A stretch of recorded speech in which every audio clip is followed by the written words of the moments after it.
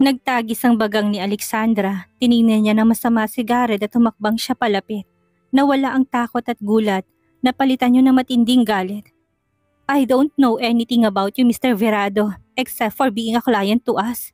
So please, I hope this won't confuse you. Wala kang karapatan na halikan ako, mariin niyang sabi.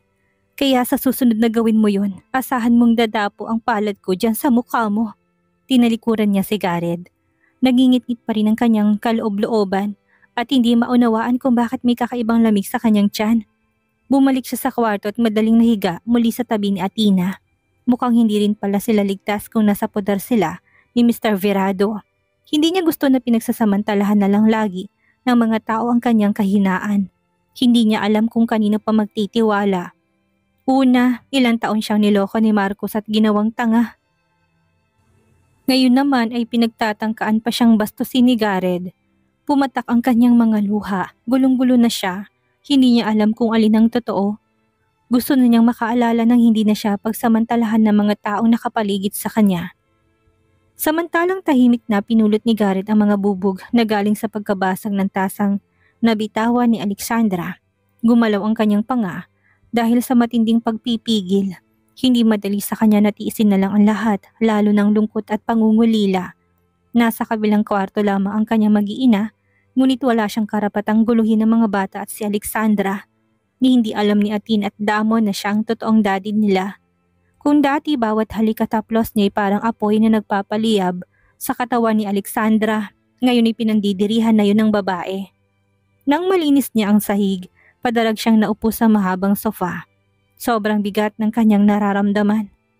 I shouldn't have kissed her. Kastigo niya sa sarili. Paano kung nabastos pala siya sa ginawa ko?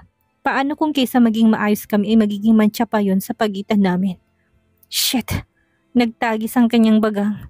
Ang hirap. Gusto niya lang namang mayakap si Alexandra. Maramdaman na totoo ito at hawak niya. Gusto niya lang na maramdaman niya ang presensya nito. Gusto niya lang mahalikan ng babae at iparamdam ang ilang taon niyang pananabik na mahagkan ito. Ang hirap labanan ng pangungulila. Kung ilang metro lang naman ang layo niyong dalawa pero may mataas na pader na nakapagitan sa inyo't nagbubuklod.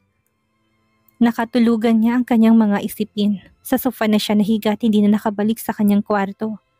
Nagising lamang siya nang marinig ang ingay mula sa television. Dahan-dahan niyang binuksan ang mga mata at nakitang batang lalaki na nakaupo sa single cushion. Nakatutok ang mga mata nito sa television habang pinaglalaroan ng remote sa dalawa nitong kamay. Kumurup siya ng ilang beses. Kung siguro wala lang siyang balbas at bigote, baka nakita agad ni Alexandra ang kanilang pagkakapareho ni Damon. Ganyan na ganyan ang kanyang mukha ng 6 na taong gulang pa lang siya. May kakaibang kirot sa kanyang dibdib, malaki na ito at ilang taon din ang nagdaan na hindi niya man lang nasubaybayan ang paglaki ni Damon. Wala siya ng unang kaarawan nito, wala siya ng unang beses itong maglakad, magsalita, tumakbo at sumubok ng maraming bagay, wala siya doon. Dahil si Marcos ang nasa kanyang posisyon, lumingon sa kanya si Damon, tila naramdaman ang kanyang paninitig. Nagtama ang kanilang tingin, sinubukan niyang ngumiti, ngunit hindi niya alam kung paano. Hindi niya maalala kung kailan siya ngumiti ng totoo at bukal sa kanyang puso. Kumunot ang noo ni Damon, umangat ang isang sulok ng labi nito. Para sa isang pilit na ngiti. Good morning, Tito Garrett! Bati nito sa kanya, napawi ang kanyang pilit na ngiti. Lumamlam ang kanyang mga mata at parang bumaon ng tuluyan sa kanyang puso isang matalim na kutsilyo. Tito, why did you sleep on the couch? Nagtatakang tanong ni Damon, dahan-dahan siyang bumangon. Nilingon niyang kwarto kung nasaan natutulog si Alexandra. Nakasarado pa yon. I was tired last night. I didn't know that I fell asleep in the couch. Paliwanag niya bago ibalik ang tingin sa bata. What time is it? Marahan niyang tanong. I don't know. Nagkibit balikat si Damon. Mommy and Athena are still fast asleep. Dagdag nito. Umawang ang kanyang labi, parang maliit na mama ang kanyang kausap ngayon. How is your sleep, Damon? Sumandal to sa backrest ng upuan at kinagat ang ibabang labi. Saglit na nag-isip ang bata at ibinalik sa kanya ang tingin. Fine, but I already missed Dad. We used to cook breakfast for Athena and Mommy. Malungkot nitong saad. Kumunot ang kanyang noo at parang tinapakan ang kanyang dibdib. Medyo sumikip ang kanyang paghinga at napatango ng marahan. Kaya siguro maagang nagising si Damon dahil nasanay niya itong maagang bumabangon para tumulong sa pagluluto ng breakfast. Tumayo siya. Napalunok siya at hindi alam kung tama bang kanyang sasabihin. Why don't we cook for them? Aniya? Tumingala si Damon sa kanya, kumunot ang noo nito. Do you know how to cook, Tito Garrett? Diskumpiyado nitong tanong, tumikim siya dahil parang may nagbabara sa kanyang lalamunan. Of course. What do you like to eat? Nag-iwas ng tingin si Damon, nagbabato ng tingin sa remote at saka pinatay ang television. I like pasta, sagot nito. But we always cook fried rice, hotdog and bacon in the morning. Yun lang palang niluluto ni Marcos para sa kanila. Pero bakit kung magsalitang kanyang anak ay napakalaking bagay na nun at hindi niya kayang gawin? Umasim ang kanyang sikmura. Oo nga pala, bata pa si Damon. Lahat ng bagay na gagawin ng kanyang mga magulang ay big deal para sa kanya. He would always look up to his parents. And sadly, si Marcos ang hinahangaan nito dahil ang lalaki nang tumayong ama sa kanyang mga anak. Pinilit niyang sarili na huwag magpakita ng negatibong emosyon sa harap ni Damon. Then, let's cook that. Turan niya sa positibong tono. I can cook those. Will you help me then? Marahang tumango si Damon, bumaba ito sa upuan at nauna pang maglakad sa kanya papunta sa kusina. Shit, napapamura na lang talaga si Garrett sa kanyang sarili habang tinitingnan ang laman ng kanyang refrigerator. Ayaw niyang mapahiya kay Damon, ngayon pa lang sila magkakaroon ng pagkakataon na magkausap at gumawa ng isang bagay na magkasama. Tapos papalpak lang siya. Walang gaanong laman ng refrigerator sa kanyang hotel room. Nakalimutan niya mag-stock ng mga pagkain dahil nasanay siyang tumatawag na lang sa restaurant ng hotel para magpadala ng pagkain sa kanya. Nakatayo sa kanyang tabi, si Damon, kuryosong mga mata at nagtataka kung bakit wala pa siyang inilalabas na lulutuin. He cleared his throat. Naubos ng bacon. Aniya, medyo kabado. I would try to call the restaurant so they can send us some food stock and ingredients we need. Nagsalubong ang kilay ni Damon. You don't have food here? Tanong nito. Kumurap siya ng ilang beses. Kung pagkain lang, kaya niya magpaakyat ng buffet. Kung yun ang gusto ni Damon, pero wala siyang stock ng pagkain sa ref kaya pahiya siya ngayon. Pilit siyang ngumiti. I do have, sagot niya. I just want to cook pasta na lang. That's your favorite, right? Hindi sumagot si Damon, umismid lamang to. Bigo na wala pala siyang stock sa refrigerator. Upang makabawi, wala siyang sinayang na sandali. Gamit ang intercom ng hotel, tumawag siya sa restaurant nito. Mabuti na lamang at napakiusapan yung manager ng restaurant. Nadala na lang sila ng lulutuing pasta. Ilang minuto lang ay narinig na niya ang doorbell. Senyales na may tao sa labas. Patakbo pa siyang tumungo sa pinto para kunin ang pasta at mga ingredients. Thank you, ani niya sa staff na naghatid. Ngumiti ito sa kanya at saka nagpaalam na aalis na agad. Laking ginhawa na mabilis na naiakyat ang kanyang kailangan. Bumalik siya sa kusina. Naroon pa rin si Damon at kuryosong nililibot ang tingin sa kabuuan ng kusina. How would you help me, young man? Pukaw niya sa atensyon nito nang mailapag niya sa island counter ang mga pagkain. Let me see, saad ni Damon. Sinubukang makyat ni Damon sa high stool para makita ang mga pagkain na lulutuin dahil nakapatong yun sa island counter. Hinawakan niya kaagad ang bata at tinulungan itong makaakyat sa high stool. Do you know how to cook, Grisha? What? Grisha, ulit ni Damon. Tumitig sa kanyang batang lalaki, sinusuri na naguguluhan niyang reaksyon. Umiling ito pagkaraan. Never mind, Tito Garrett. Maybe I could get a carbonara? Umasa nitong tanong. Yes, carbonara, of course. I know how to cook carbonara. Sigaw na kanyang isip. Sure, I'll cook carbonara, Damon. Inayos niya ang ingredients na inakyat, mabuti na lamang at lahat ng kanyang kakailanganin sa pagluluto ng creamy carbonara ay naroon.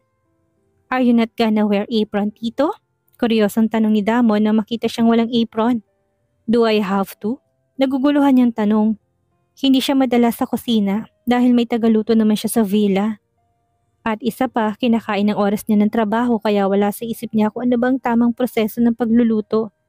Kailangan bang naka-apron lagi kapag nagluluto? Nagkibit balikat si Damon. Daddy wears an apron when he's in the kitchen. Kaswal nitong sagot. Nalukot ang kanyang muka. Buong araw ba siyang ikukumpara ni Damon sa peke nitong daddy? Kanina pa nagpapantig ang kanyang pandinig sa pagtawag ni Damon ng daddy. Ngunit anong karapatan niya magreklamo? Wala. Ang kapal ng kanyang mukha, kumagalit pa siya kay Damon. Gayong wala naman tong alam na siya ang totoo nitong daddy at hindi si Marcus. Inayos niya muli ang kanyang sarili, tumikim siya at naghanap ng apron. Pero wala siyang mahanap, kaya muli siyang tumawag sa intercom at tumingin ng apron galing sa kitchen staff ng hotel. Nag-init na lang muna siya ng tubig habang hinihintay na maiakyat ang apron sa kanilang kwarto. Nang mag-doorbell, patakbo muli siyang tumungo sa pinto para kunin ang hinihingi. Pagbalik niya sa kusina, isinuot niya kaagad ang apron at nilingon si Damon. Nakita niyang titig na titig ito sa kanya. Walang sinabi ang batang lalaki pero may kakaibang emosyon sa naguguluhan nitong mga mata. Naglinis siya ng kamay at nilinisan na rin ang mga ingredients. Nagsimula siyang maghiwa ng mga sangkap habang nilatag naman ni Damon ang mga kailangan niya. Kagaya ng pasta, all-purpose cream, cheese at iba pang sangkap. Napansin niyang maingat ang kilos ni Damon habang inaayos ang mga pagkain. Nasa ibabaw na ito ng island counter, katabi ng mga pagkain, sinisilip nitong mga naroon na plastic bag at tila may hinahanap. Do you need anything? Tanong niya habang naghihiwa ng sibuyas. Athena likes orange juice in the morning or fresh milk. Do you have those? Iniwan niya ang hinihiwang sibuyas. Tumuli siya sa refrigerator at tinignan kung may fresh milk doon. Pero wala ring orange na pwede niyang gawing fresh orange juice. Shit, I should really go to a grocery store later. Napipikon niyang saad. Naisip niyang punuin ang pagkain ng refrigerator at mga cabinet sa kusina para kung sakaling may kailanganin ng kanyang anak ay agad niyang maibibigay. Nakakainis na hindi niya alam ang mga usual na kinakain ni Damon at Athena. Wala siyang idea kung ano bang gusto ng kambal. I don't have it here, but I will call the restaurant later. Pangako niya kay Damon. Tumangwit at nakakaunawang tumingin sa kanya. Tahimik nitong tinignan ang paghahanda niya ng pagkain.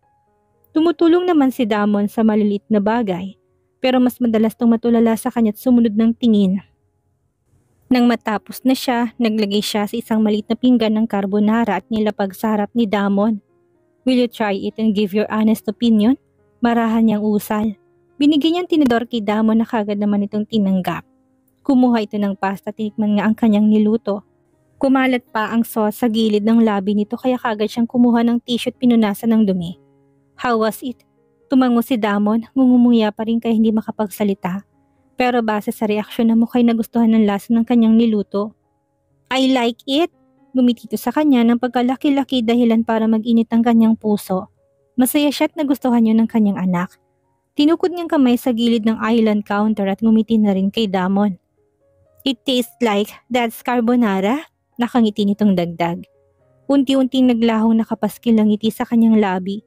Ang saya sa kanyang puso tila kaagad ding nawala. Umahon ng matinding paninibugho at tumukit muli ang kakaibang sakit. Gayunpaman pilit niyang itinago. Hinaplos niyang ulo ni Damon at lumamlam ang kanyang mga matang tumingin sa anak. I'm glad you like it. Marahan niyang saad. May kakaibang lungkot sa puso ni Gareth habang pinagmamasdan si Damon na mag-ayos ng dining table. Napalaki ito ng tama ni Alexandra kahit nawala siya sa tabi nito. Hindi may tatanggi na naging matagumpay na magulang sa Alexander sa pag-aruga sa mga bata. Inilapag niyang carbonara sa gitna ng mesa. Nagpaakyat rin siya ng ilan pang pagkain mula sa restaurant ng hotel, kaya medyo maraming nakahanda ngayon sa mesa. Damon, narinig niya ang boses ni Alexandra. Nagangat siya ng tingin at nakitang medyo magulo pang buhok nito. Halatang kagigising lang. Sa tabi ni Alexandra si Athena ang nagkukusot pa ng mga mata. Itong batang to, akala ko kung saan na nagpunta, tura ni Alexandra. Good morning, Mommy! Lumapit si Damon. Hinawakan ng kamay ni Alexandra at hinila. Sumunod si Athena, pero nakasimangot. Where is my good morning? Nakabusangot na tanong ni Athena na ang tingin ay diretso sa kanyang kapatid. Good morning, Athena! Saad ni Damon. Tito Gareth, cook for our breakfast. Nakangiting sabi ni Damon at dinala si Alexandra sa dining table na nakahanda na. Nagkatinginan sila ng babae pero saglit lamang yun dahil nag-iwas kaagad to ng tingin. What time did you wake up? How was your sleep? Nag-aalalang tanong ni Alexandra sa batang lalaki. I don't know. I want to watch TV and Tito Gareth was on the couch sleeping. He woke up and we decided to cook our breakfast just like what Dad and I do in our house. Pinaghila niya ng upuan si Alexandra. Mabutit hindi siya napahiya. Naupo ito doon ngunit hindi siya tinapunan ng tingin. Umikot siya para maghila ng upuan para kay Athena at Damon. Nang makaupo ng kambal, saka pa lang siya naghila ng upuan para sa kanyang sarili. Silang dalawa ni Alexandra ang magkatabi, samantalang si Athena at Damon ang nasa kanilang harap. Nagbaba ng tingin si Alexandra sa kanilang pagkain at dahan-dahang bumaling sa kanya. Pasensya na, nahirapan ako makatulog kagabi kaya hindi na ako nagising ng maaga. Next time, I will cook for our breakfast. Sad nito sa mababang boses. Sa totoo lang, okay lang naman sa kanya na magluto siya kahit medyo palpak, basta't para sa mga anak niya. May kakaibang kurot sa kanyang puso sa tuwing naiisip ng mga anak niya at si Damon at Athena. Kahit na maging chef siya ng ilang taon, kulang pa yata yun para pambawi sa mga panahon na wala siya sa tabi ng dalawa. It's my kitchen. I'll cook for us. Don't bother. Sagot niya. Akala niya'y makikipagmatigasan pa sa kanya si Alexandra. Pero nag-iwas na lamang to ng tingin at pinagtuunan ng pansin ang mga pagkain. Nilagyan ni Alexandra ng carbonara ang plato ng kambal bago to kumuha ng para sa kanyang sarili. Hinintay niyang matapos si Alexandra bago kumuha ng sa kanya. Tiningnan niya ang reaksyon ni Athena sa kanyang niluto. Tumangutango lamang ito. Si Damon naman ay ngumingiti sa kanyang mommy na sumubo na rin ng carbonara. Hinintay niyang magiging reaksyon ni Alexandra. Pero blanco lamang yon. Napalunok siya. Baka hindi niya nagustuhan. Tinikman niyang carbonara ang niluto. Ninamnam niya ang sauce at ang pasta. Masarap naman para sa kanya. Ngunit kaysa magtanong kung nagustuhan ba ni Alexandra ang luto niya, tinikom na lang niya ang kanyang bibig. Ayaw niyang sirain ang atmosfera ngayong umaga. This is one of the most unforgettable morning in my life. Bulong ng kanyang isip. Ito ang unang umaga na magkakasama silang apat. Unang beses na nagluto siya para sa kanilang pamilya. At unang beses nagsama-sama sila sa hapagkainan. Kahit paano, kasabay ng kakaibang kirot sa kanyang puso yung paghaplos ng pag-asa at saya. For once, he can consider this as one big happy family. Samantalang maagang gumising si Marcus, nasanay siyang nagluluto ng almusal sa kanilang pamilya kapag nasa Sicily siya. Ngunit pagkarating niya sa kusina, naabutan niyang mga katulong ni Cassandra na nagluluto na. Kaya tumuloy na lamang siya sa coffee maker para gumawa ng kape. Ito ang umagang sobrang bigat kagad ng pakiramdam niya. Ngayon sila makikita at magkakausap ni Natalie para magplano pero hindi niya mahanap ang lakas sa kanyang sarili para makipagkita pang muli kay Natalie. Alam niyang malaking gulo ang papasukin nila at kailangan nilang maging handa sa bagay na yon. Hindi siya natatakot sa mga posibilidad na maaring mangyari. Ang tanging nais niya lang ay makuha ang kanyang pamilya kahit na makipagpatayan pa siya. Ang mga katulong pa lang ang gising kaya pagkatapos niya magkape ay bumalik siya kaagad sa kanyang kwarto. Sinubukan niyang tawagan ng number ni Natalie. Ilang ring pa lang ay sumagot na to. It's too early, Hidalgo. Reklamo nito nang sagutin ang kanyang tawag. That's actually better, Natalie. Mas maagang pagpaplano, mas maagang makukuha natin ang kanya-kanya nating pamilya. Aniya. Sa totoo lang, nakakadrain ng ilang taon nilang pagkikita at pag-uusap ng palihim ni Natalie. Kung kaya niya lang putulin ang koneksyon nila ay ginawa na niya. Pero kinailangan niya ang tulong nito dahilan para mabaon siya sa utang na loob sa babaeng ito. Fine. Maliligo lang ako. Just send me the address at pupunta ako kaagad. Don't forget to disguise yourself, Natalie.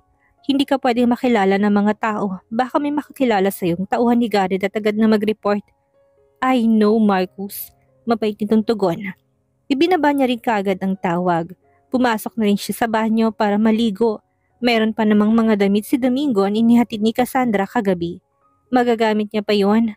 Mabilis siyang kumilos sa loob ng banyo. Pagkatapos niya, saktong pumasok naman si Cassandra sa kanyang kwarto.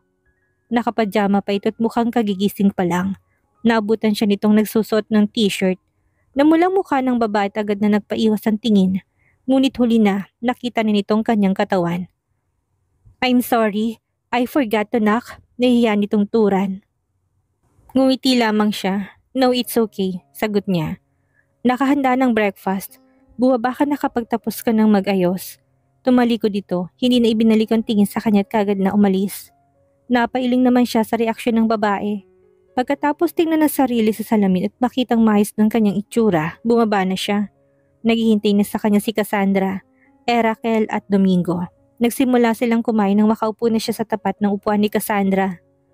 Si Domingo nasa kabisera, tinatapunan siya ng tingin, minuminuto. Mamaya ipupunta ng mga taong nakausap ko. Pwede mo na silang personal na makausap tungkol sa plano nyo. Si Domingo na bumasag sa katahimikan, tumango si Marcus. Nagpapasalamat sa tulong ni Domingo. We really need a lot of men, Ania.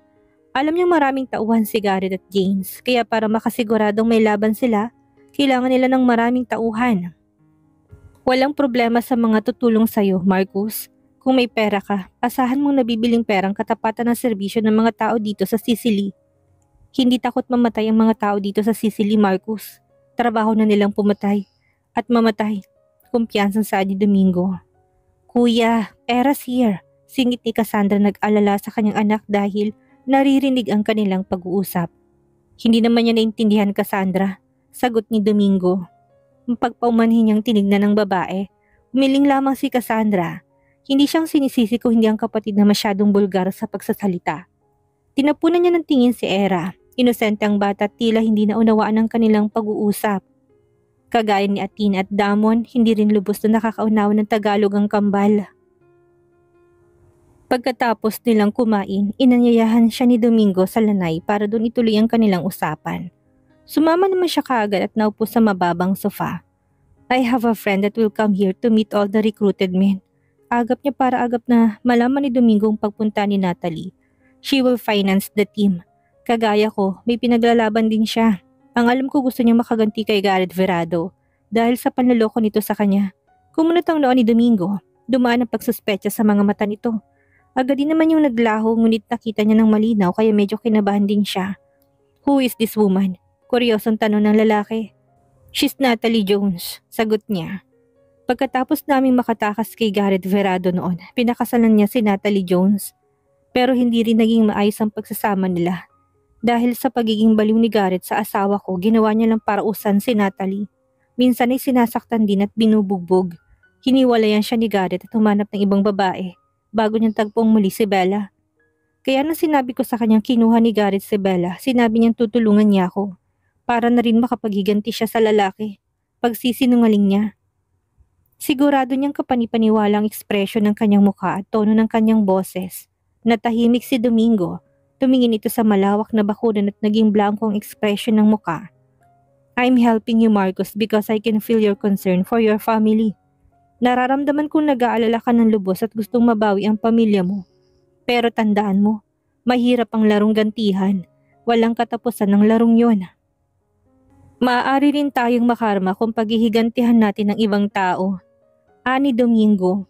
Bumalik sa alaalang hirap na pinagdaanan ni Domingo na magkagulo sa Sicily dahil sa kanila. Hindi siya minsan pinapatulog ng mga sigaw at iyak ng mga inosenteng biktima na nadamay sa sigalot ng mga grupo. Halang ang kanyang bituka, ngunit kahit paano, may natitira pa siyang konsensya. Alam niya ang karahasan na hindi magbubunga ng purong kabutihan. May hinihinging kapalit yun. I just want my wife and my children, Domingo. Tinanggap ko lang ang tulong ni Natalie dahil kailangan ko yon. Kailangan niya rin ako. We're on the same boat now. Paliwanag niya, tumango na lamang si Domingo at hindi na nagsalita pa. Alas 9 na dumating ang mga tauhan na tinutukoy ni Domingo. Tinanggap silang lahat sa tahanan ni Cassandra. Sa likod sila ng bahay nagtipon-tipon habang hinihintay nilang dumating si Natalie. Ilang minutong paghihintay ay nakatanggap ng tawag si Marcus. Nasa Taormina na ang babae at malapit na sa eksaktong address na kanyang pinadala. Dumating din sa wakas si Natalie. Sinalubong to ni Cassandra sa malaking gate dahil hanggang doon lang ang taxi. At saka dinala sa loob ng mansyon, nakasuot ng itim na hoodie ang babae. Itim na cap at faded jeans. Pinaresa niya ng puting sapatos. Hindi niya pa lubos na makilala si Natalie kung hindi ito nag-alis ng cap at shades. Humarap ang babae sa mga tauhan na dala ni Domingo. Sila na ba lahat? Sulyap sa kanya ni Natalie. Marahan siyang tumango bilang tugon. They're less than 30 persons, I guess. Aniya dahil hindi pa binilang ang lahat ng naroon. Mabuti na yan, marami na yan kahit paano, sagot ni Natalie. Magkano bawat isang tao? Tanong nito. Si Domingong lumapit, seryosong ekspresyon ng mukha at bakas ang panunuri sa katawan at pagkatao ni Natalie. Pagkatapos sagurin ng tingin ng babae, tumingin si Domingo sa mukha nito. 10,000 euro per person, Mrs. Sagot ni Domingo. But that's only for a day. Bawat araw, 10,000 euro ang ibabayad niyo sa bawat isang tao. Napaawang ang labi ni Natalie. 10,000 euro? Masyado palang malaki. Tinikom niyang kanyang bibig na nakaawang na makabawi. Umayos ng tayo si Natalie at tinitigan na mariin si Marcos na blanco lamang ang ekspresyon ng muka.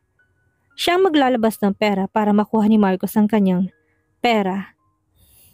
Siya ang magbabayad ng mga taong tutulong sa kanila para bumalik sa normal ang kani-kanilang buhay. Wala siyang pagpipilian, siya ang magbabayad. Deal, mariin niyang saan. 10,000 euro for each person. Mahigit 18 million pesos naman ang katumbas ng halaga nun sa Pilipinas. Masyadong malaki kung iisipin niya ng mabuti.